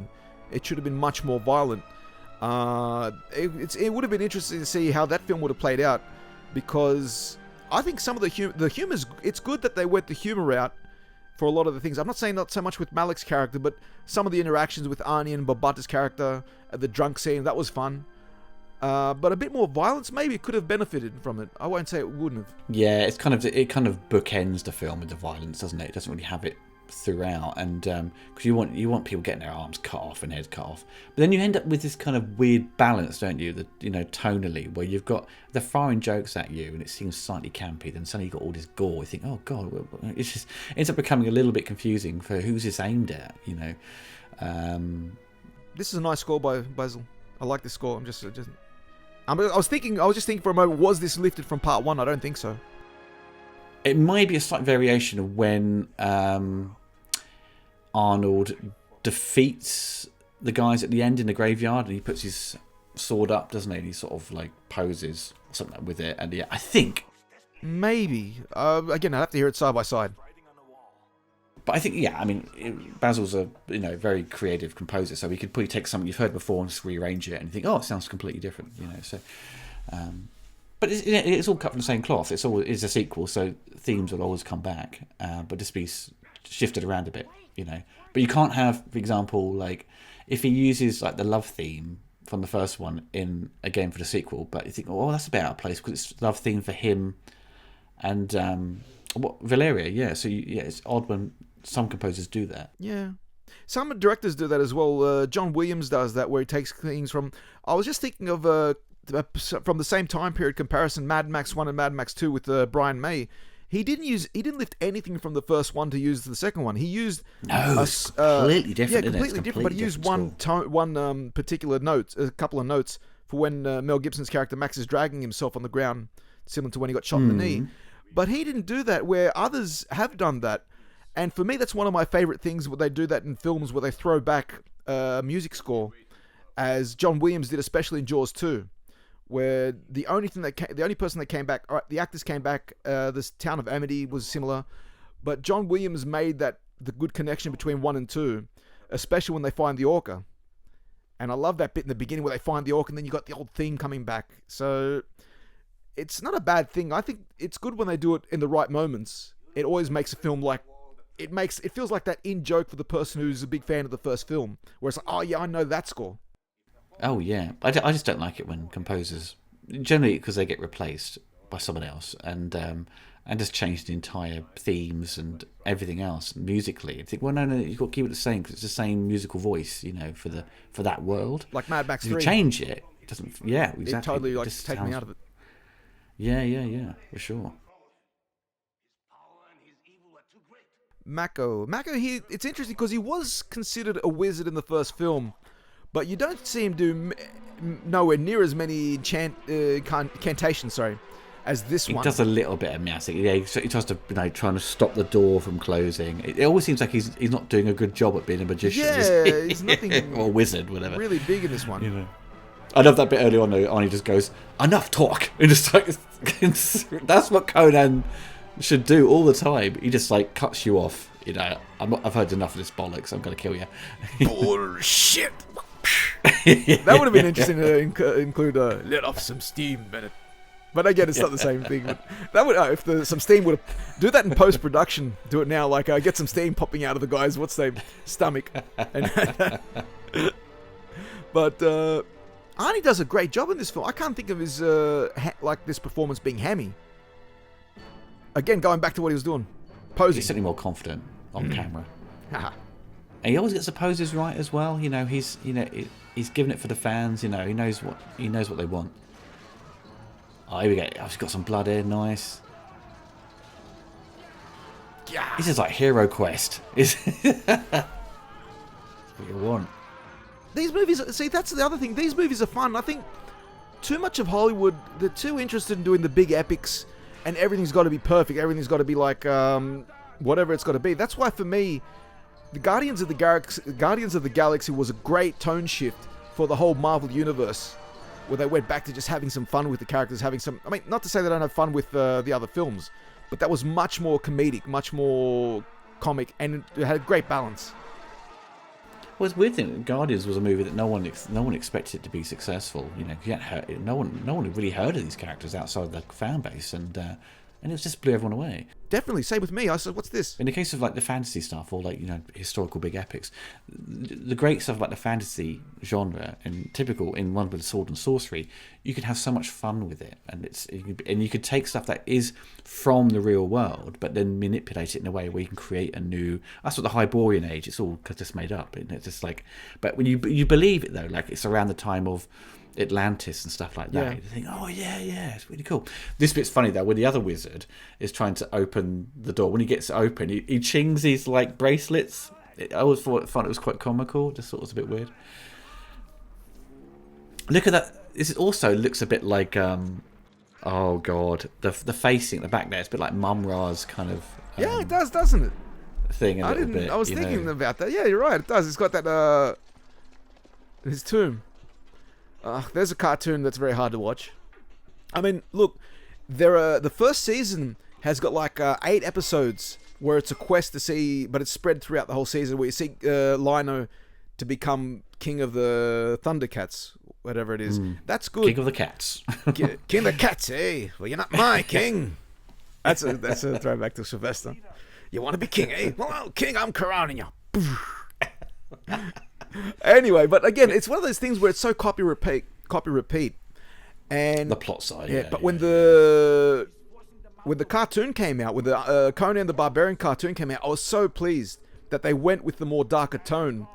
Although there was no killing, they kind of compensated with that turning people into stone, which for me was a bit more scary to know that his parents are turned to stone and forever lifeless. I think it was during lockdown, I tried to watch Thundercats, and because I got the DVD box sets because I was just like, oh, nostalgia, like years ago, and it was so repetitive, and I thought, oh, it's not as good. It wasn't as good as I remember. Exact the same. And He-Man was definitely a lot more fun. Yeah, He-Man was great. Repetitious as well. It was always just like He-Man, and then it's like it's the same thing generally, and I just always laugh at the messages at the end, for the kids, like, don't lick batteries or don't eat out of a bin or something. And it's always just like this little part of it. Yeah, it had to be there. The problem I had with, especially with Thundercats, it was always like the end with the laugh. Looks like Momra's not going to be bothering us again. Oh, you know, whatever. Until tomorrow. Yeah, it's some stupid. Well, so Lionel would just be a stupid idiot again because he's essentially a teenager in like a man's body or whatever, or a child, and then he just gets into trouble and he has to call the Thundercats. And they come and do the same thing, but you know. It's for, we have to remember it's for kids. Yeah, someone made the big not joke. for 40-year-old men. Someone made the great joke that the Eye of Thundera is just a laser for cats. It's basically used to call cats. So if you ever flash the laser at a cat, they just come running and go wild. Oh man, I've got a laser pen. I should see if it must be a laser pen with the Thundercat logo on it. It must be. I can say this now because I'm not working there anymore. But when I used to do property photography, I used to have a laser measuring tool to measure the walls, and every time a cat was in the house and it was bothering him, I'd always do the flashing on the ground and just watch him go fucking bonkers. They go bonkers, man. Oh, yeah, it's just amazing. But they fall for it every time. yeah, it's just I don't know what it is, but they're just, what is it? Jumping here and there. I like to confuse my cats with I got the laser pen and I vape and blow it into the laser. You can see the beam. They're like trying to get the beam. It's great. Foolish creatures. But He-Man, yeah, going back, He-Man was good too. People say like He-Man was inspired by the first Conan movie. So the toy of He-Man. The early designs were, weren't they? Very Conan. Very Conan-esque. Like there's always that myth. Like the toys were made for that film, and the film turned out to be R-rated, so they went with something different. And if you watch the first half of the first season of He-Man, Master of the Universe, it does have a much darker feel to it. Like you can always tell when the tone shifts, because every time in the first season, the first half, whenever they cut to Snake Mountain, you'd always have the sound of the werewolf. Where later seasons, they'd cut that thing, so it became much less thunder and lightning and werewolf sounds. But it's just neither here nor there. There's a great when He-Man came out on DVD in the UK. There was this. I think they came with commentaries. I think by some of the guys at He-Man.org. I think, and commentaries are so funny. Like the guys are extremely knowledgeable, but also taking a piss out of the show. You have to, because you can't take it too seriously. You can't, because you end up, for something that's a cartoon that is aimed at kids, you can't take it too seriously without coming across as a bit of a weirdo in some way. And that's the whole point. You're not supposed to take neither this one, and to some degree, not even the first Conan, too seriously. You're supposed to take it less serious. One thing we didn't tap on, because this is the last time you see it, Wilt the Still is so tall they need to bring in a special horse from another country for him to ride, because any horse he was riding, his feet were touching the ground.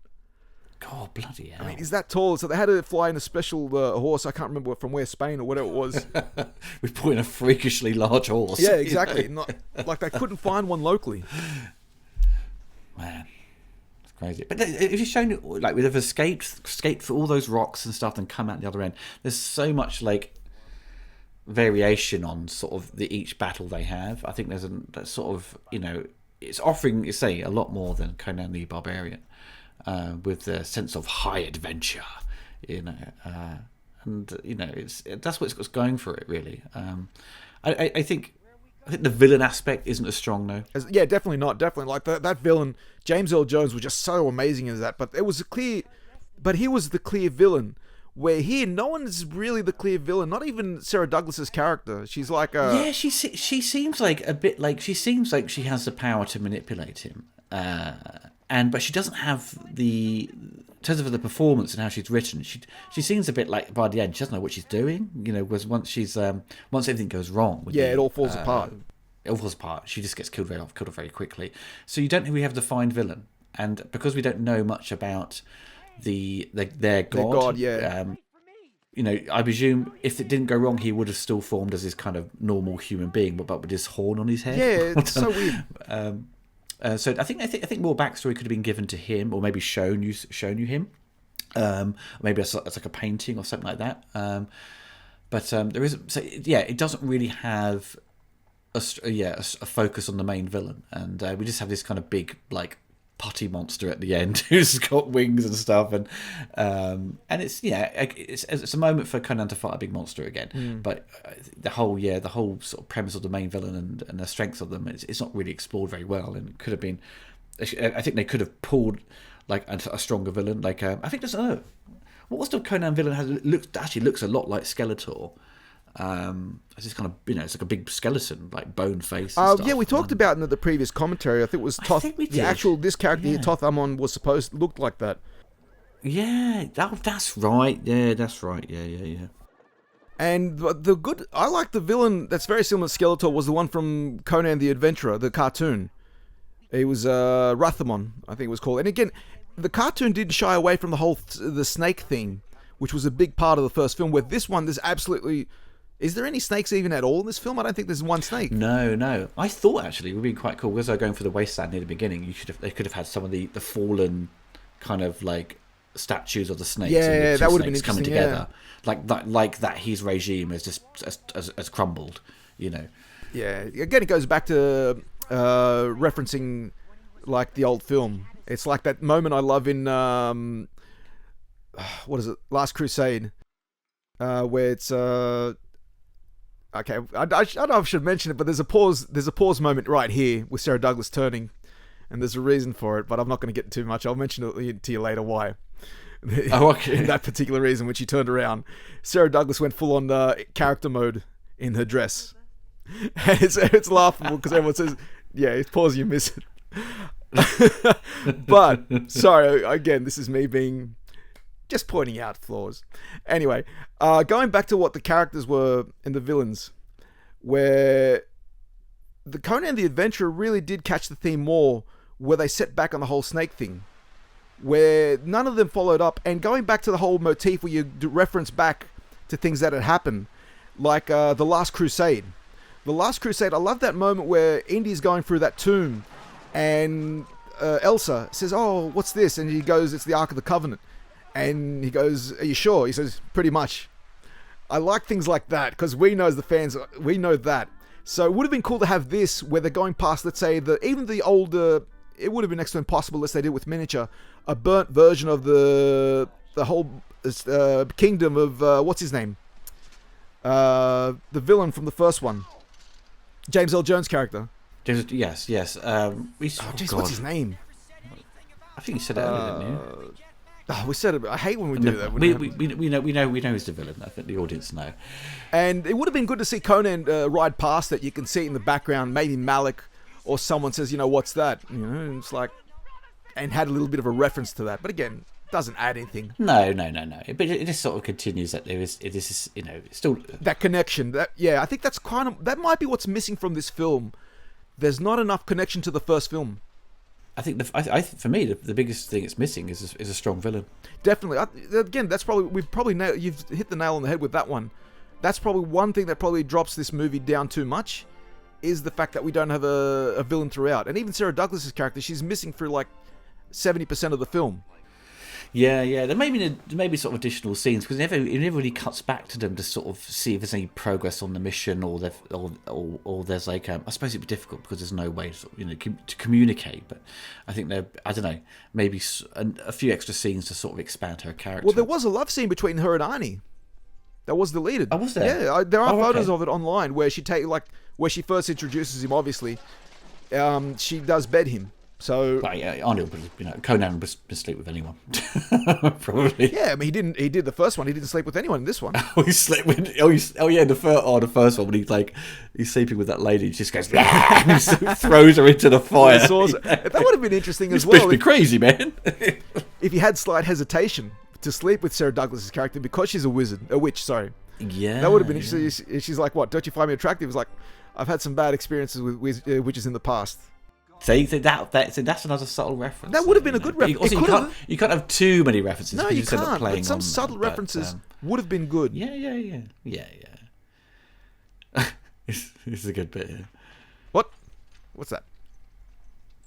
Didn't hear none of that. But then again, considering the helmets they're wearing. Oh, it's like, ah! Oh, this film's got some great Arnie moments, hasn't it? The axe he was carrying in this moment here, is literally. It's not. He was carrying it before when he went in. It was literally. That's a He-Man axe. It was the He-Man axe, probably to 100% the design. It is. And it's the axe came before the toy came before this movie because the toy came in '82, so it's definitely like But he drops it down. It kind of looks like the Batman logo, doesn't it? But yeah, he's not using that now. No, he wasn't. He had it on his horse. He used it for a few moments, and then he dropped it. But I was looking at it close up. it is basically design taken directly from He-Man's battle axe, which He-Man ironically never uses in the cartoon. So, bringing back the orgy theme from the first film. Yep, that's right. This time used for a sacrifice.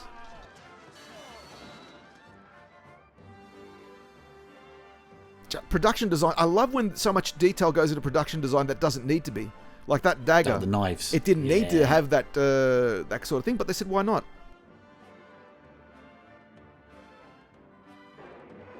I love the scope of it though. Like, you know, you've got the great set they've got there.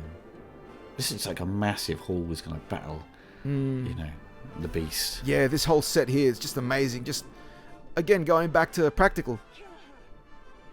Sarah Douglas, again, she didn't have much of a career, unfortunately. She didn't do much.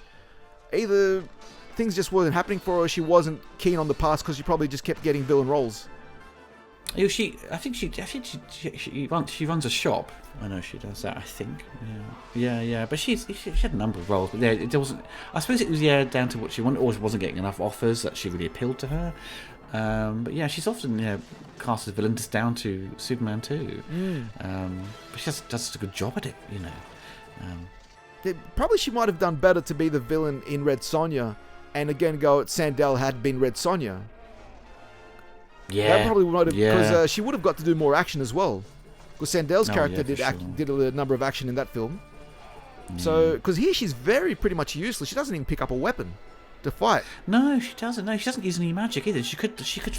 I don't know how powerful her magic is really, because all we've seen is her just sort of her ways of manipulation and sort of letting you see visions and stuff. And you wanted to sort of unleash, and she could have become more of a threat. I love that Arnie's now lost his bandana thing. He looks proper Conan now.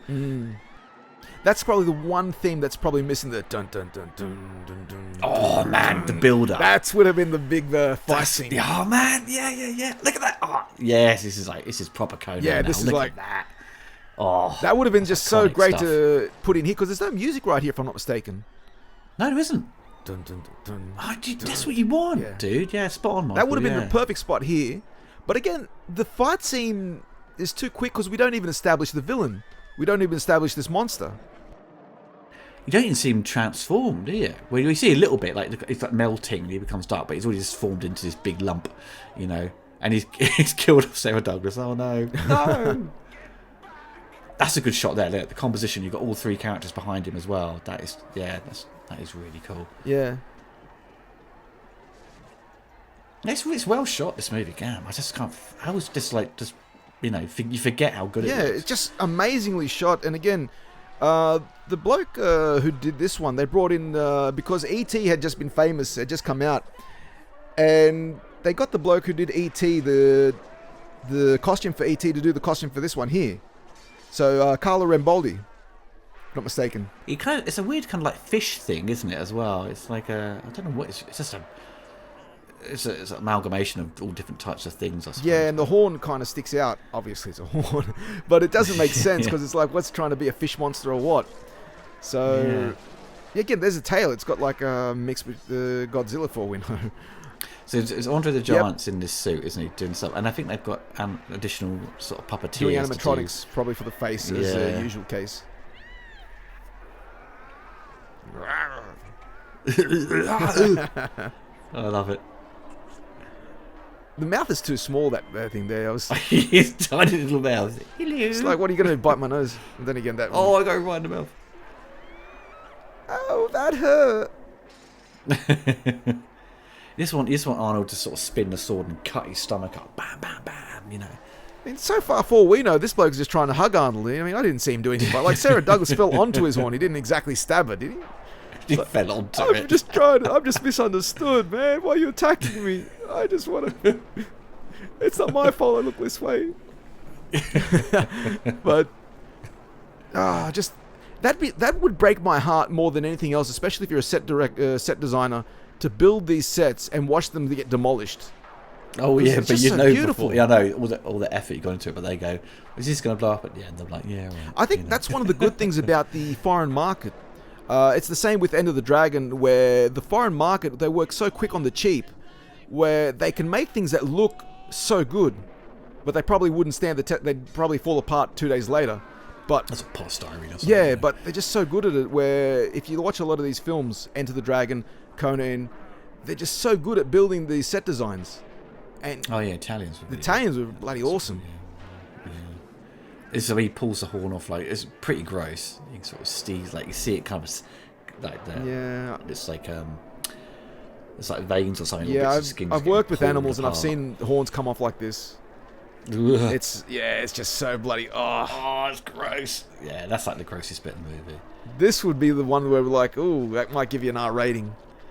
But it's just Yeah, so. definitely. It's not human, There's so no you blood can't. coming. Yeah. There's no blood coming. There out. is in a second. So. Oh, yeah. Just. Oh, there you go. Yeah, just a bit of jam. It turns into a nasty color later on. Some green goop comes out of his nose. Or the horn area.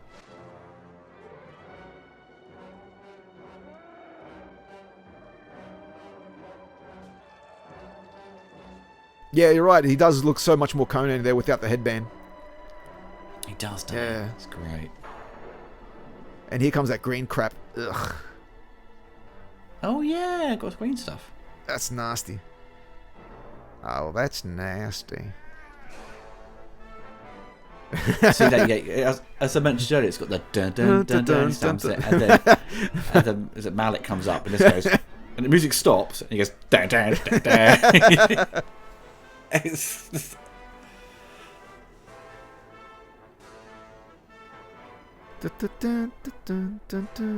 I don't mind this theme. I don't mind it. It's a good theme as well. It's just comparing it to the first one. That's the the negative. I'm gonna try that bit we mentioned earlier where it needed some other score. I might try and mix that together. See how it looks. With the build. See how it works, man. Yeah, it should work. Yeah, that's probably the one thing that's missing more than anything else. And it's just that would have been so perfect. Just used once at that moment. Yeah, because it's the heroic theme. It is. It's like it's like seeing a superhero where they're about to sort of do their thing, and there's no theme. You'd be like, what? It's like that moment in Justice League where Superman finally returns and they've used the John Williams theme. And as bad as the film was, it wasn't that bad, but as controversial as the film was, that one moment where they brought back the original John Williams theme, it just boom, it just lifts up something within you. It just, elevates that moment. It taps into your, that's like, Superman. Yeah, exactly, that inner nostalgia. And that's the same thing that should have happened here with this one. Oh, definitely, dude. Missed opportunities. If I'm not mistaken, there was an alternate cut or an alternate written in the script for why she wanted him. Because here she says, I want a fool. That it's so demeaning. It's like, why would you go from being a thief to purposely being a clown? Where what I've seen in the original script, it was initially like the kingdom has jewels or whatever it is, something like that. Who better to look after the crown jewels than a thief? I think so. She kind of appointed him. He'd be skimming so much off the top. That's probably why they cut it. But they probably couldn't find any other reason for him to be like to have him accepted here. Well, she gets everyone to sort of join her, who she trusts, and then she wants Conan to be her partner, and he's just like, no, I want my own kingdom. He wants his own kingdom. Yeah. And that's what he desires. Is the shot at the end where he's sitting on his crown? Is that a repeat of the first film? I'm thinking it is because I don't think they reshot it. Yeah, I've seen other photos where they did different things. Where it's like, in some photos they've got him not drenched. What's the word where you got people standing over you? Well, anyway, they got women. Oh right, yeah, okay. They got some women over, like you'd see in those paintings. How he'd be on the throne, there'd be women around his feet. Things like that. Oh, yeah. So they had different variants, and they had him with a beard, without a beard. And the one thing that's very inconsistent, doesn't make sense, is the sword. He's got his father's sword in this one by his side, where he didn't have it in the first one, which might have been the reason why they might not have used it at the end of the first one. Right. So they did variations of that last sequence, right? I'm thinking it's from the first film. They did variations. I could be wrong. Because I'm just thinking I just maybe used it. It's like it's like the end of Superman. The flyby is the same. It's the same, but no, it's variation different because of shots from the first one. Yeah, because in the first one, I'm not sure if he had a beard or not. One of them he had a beard, the other one he didn't. Oh, I think he does have a beard. At the end of the first one, I'm sure. He might not have it in this one. We'll see it in 2 seconds. He's supposed to be an old man. Look at the scale of that set. It's fucking amazing. Yeah, it's so beautiful. Like I said, it's sets. So cool. So there's this father's sword there, which is a mistake because that's broken in the first film. Yeah. Yeah, that is...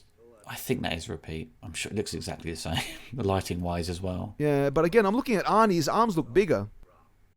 Yeah, that's the first film. It's got to be the first film. I think. It's got to be the first film. It's got to be, man. But that is a story for another time. Oh, but sadly not. Now they should put the theme from Never Ending Story on it. Turn around. Just because they had the whole typical, but that is a story for another time. That's right. Oh, man.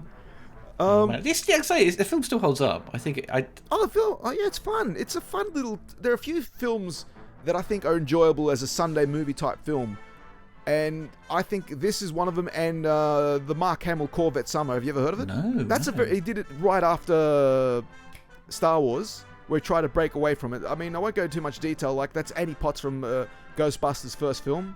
And it's a bit of a complicated story about where a kid tries to get back a car that he worked on in a workshop at school, that it gets stolen as soon as they build this flashy 1970s disco type car. And he goes to Las Vegas to find it, and he meets characters along the way. It's a fun film. You should watch it. It's very fun. It's a very Sunday morning, afternoon movie. Sure, just like this one. So yeah, definitely. I mean, it's I've gone back to it a couple of times over the years. Weirdly, when I only found it when I was, out in Holland. I found that they had a copy on DVD at the time, and it wasn't out in the UK at that point. And I think it was basically the special features of it came from the US version. But weirdly, recently Red Sonja came out on 4K Blu-ray under Studio Canal, and Universal have done nothing with Conan. I know Universal distributed it. No, Fox distributed it in the UK, hence why Conan's on Disney Plus.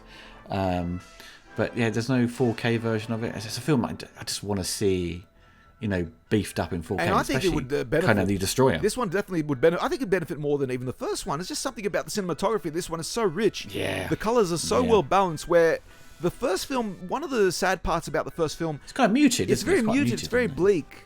Where this one here, it's not too bright. It's just lively enough to where it's like, wow, just catches your eye perfectly. So I think, in terms of the cinematography, I think this just slightly surpasses the first one. Well, yes, photographed by Jack Cardiff is like incredible. He photographed, I think, it was Rambo 2. Yeah, he did. Well. It's amazing that he did that only like the next year. He literally did Rambo First Blood Part 2.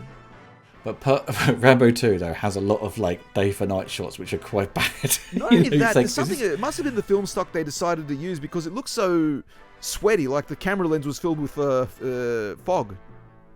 It's just something about it. It looks so sweaty. Yeah, the film is just it always looks a bit rough around the edges, Rambo 2. Yeah, it just feels... It's something about the way it was filmed compared to the first one. I don't know, it goes back to that. Maybe the heat just played up with the film. Maybe, it's just Vietnam. Especially, I've been to Thailand. It's just so humid. The second you walk out, everything gets covered in fog. You get covered in moisture straight away. Well, everyone, that is the end of the commentary. Hope you enjoyed it. I will be back with some more commentaries in the near future. Cheers, Michael, for taking part. And no worries, my pleasure, Oliver. I enjoyed, I've always enjoyed watching this film, and just rewatching it again. It's like, wow, geez, there's a reason it holds up. It's that good. Definitely, totally agree with you, man. Well, everyone, take care of yourselves, and goodbye for now. Bye, guys.